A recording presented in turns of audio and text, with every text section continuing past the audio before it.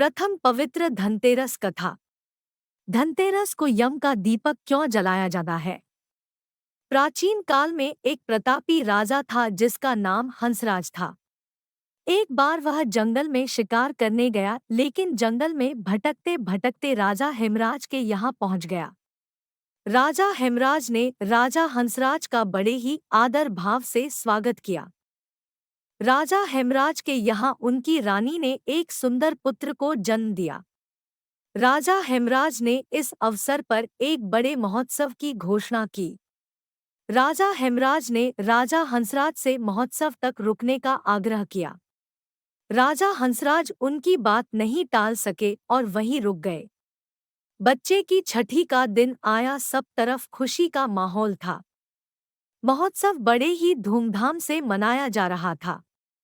तभी देवी प्रकट हुई और उन्होंने भविष्यवाणी की कि जिस बालक के जन्म पर इतनी खुशियां मना रहे हो, उसी बालक की मृत्यु उसके विवाह के चौथे दिन निश्चित है। महोत्सव अचानक गम के माहौल में बदल गया। राजा हेमराज और उनका परिवार अचानक आए दुख के इस कहर से टूट गए। उनके दुख का कोई अंत नहीं था।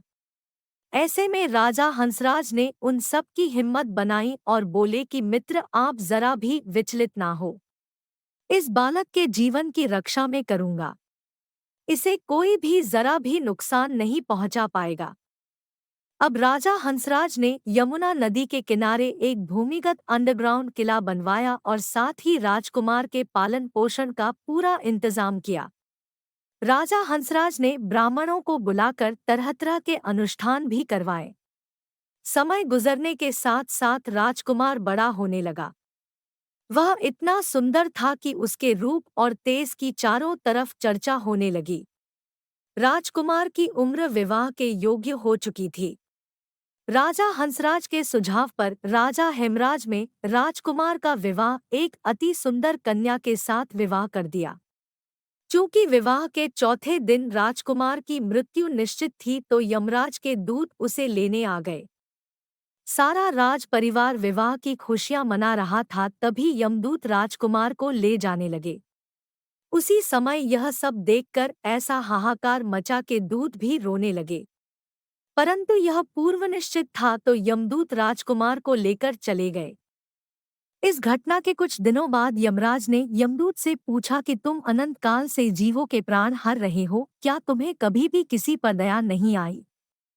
एक यमदूत ने कहा कि ऐसा तो कम ही हुआ है, परंतु एक घटना जो मुझे आज भी विचलित कर देती है, मुझे याद है। यमदूत भी राजा हेमराज के पुत्र की इस घटना को सुनकर दुखी हो गए। एक यमदूत बोला कि क्या कोई ऐसा उपाय है जिससे इस प्रकार को टाला जा सके? मृत्यु तो जीवन का सत्य है, इसे टाला नहीं जा सकता है। परंतु यदि कोई कार्तिक कृष्ण पक्ष की त्रयोदशी के दिन व्रत रखकर और यमुना में स्नान करके धन्वंतरी का पूजन करता है, या यदि यह संभव ना हो तो इस दिन रात्रि में यम का दीपक जलाता है, वह अकाल मृत्यु से दूर रहता है।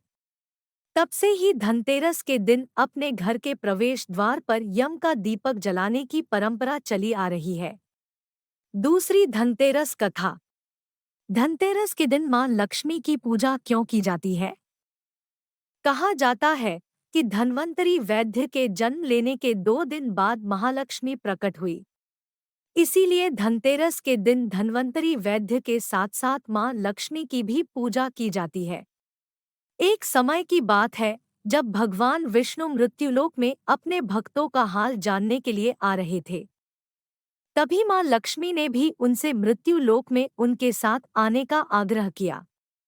परंतु भगवान विष्णु ने कहा कि यदि आप जैसा मैं कहूँ वैसा ही मानो तो आप मेरे साथ चल सकती हो। माता लक्ष्मी ने उनकी यह बात स्वीकार कर ली और विष्णु जी के साथ मृत्युलोक में आ गई। कुछ देर बाद वे एक स्थान पर पहुंचे। तब विष्णु जी ने लक्ष्मी जी से कहा कि आप यहीं रुकिए, मैं दक्षिण दिशा की ओर जा रहा हूँ। मैं जब तक वापस ना आ जाऊं तब तक आप यहीं रुकिएगा। ऐसा कहकर विष्णु जी वहां से चले गए। विष्णु जी के चले जाने के बाद लक्ष्मी जी को उत्सुकता हुई कि आखिर क्यों वहां जाने से मुझे मना किया है। ऐसा क्या है उस दिशा में? लक्ष्मी जी उसी उत्सुकता में विष्णु जी के पीछे चल पड़ी। कुछ ही दूर चलने पर उन्हें एक सरसों का खेत दिखाई दिया, जिसमें बहुत सारे फूल लगे हुए थे। सुंदर सुंदर फूलों को देखकर लक्ष्मी जी मंत्रमुग्ध हो गई और कुछ फूल तोड़कर अपना श्रृंगार करने लगी और आगे बढ़ी। अब आगे उन्हें एक गन्ने का खेत में से गन्ना तोड़कर लक्ष्मी जी गन्ना चूसने लगी। तभी विष्णु भगवान वहां आ गए। यह देखकर विष्णु जी ने क्रोधित होकर लक्ष्मी जी को श्राप दे दिया। वह बोले कि मैंने तुम्हें यहाँ आने से मना किया था, पर तुमने मेरी बात नहीं मानी और किसान के खेत से चोरी का अपराध कर दिया। अब तुम्हें प्रायश्चित स्वरूप किसान के घर में 12 वर्ष तक सेवा करनी होगी। ऐसा कहकर विष्णु जी लक्ष्मी जी को वहीं छोड़कर वापस चले गए। अब लक्ष्मी जी उनके घर रहने लगी। एक दिन लक्ष्मी जी ने किसान की पत्नी से कहा कि तुम मेरी बनाई लक्ष्मी की मूर्ति की पूजा करो, तुम्हारी हर इच्छा पूर्ण होगी। किसान की पत्नी ने ऐसा ही किया। कुछ ही दिनों में किसान का घर धन समृद्धि से भर गया। अब 12 वर्ष बाद भगवान विष्णु लक्ष्मी जी को वापस लेने आए। किसान ने उन्हें भेजने से मना कर दिया। विष्णु जी ने बताया कि यह मेरे श्राप के कारण यहाँ 12 वर्ष से तुम्हारी सेवा कर रही थी। अब 12 वर्ष पूरे हो चुके हैं, अब इन्हें जाना होगा। किसान लक्ष्मी जी को भेजने से मना करने लगा। लक्ष्मी जी ने किसान से कहा कि अगर तुम मुझे रोकना चाहते हो तो कल त्रयोदशी के दिन घर को साफ करके घी का दीपक जलाकर रखना और सायं काल में मेरा पूजन करना। एक तांबे के कलश में मेरे लिए धन रखना। मैं उस कलश में ही निवास करूंगी। मैं तुम्हारे घर में ही निवास करूंगी, लेकिन तुम्हें दिखाई नहीं दूंगी। किसान ने मां लक्ष्मी के कहे अनुसार पूजा अर्चना की। उससे किसान का घर धन धान्य से भर गया। तब से ही प्रत्येक वर्ष धनतेरस पर लक्ष्मी पूजन किया जाता है। आपको ये कहानियाँ कैसी लगी कमेंट बॉक्स में लिखकर जरूर बताइएगा।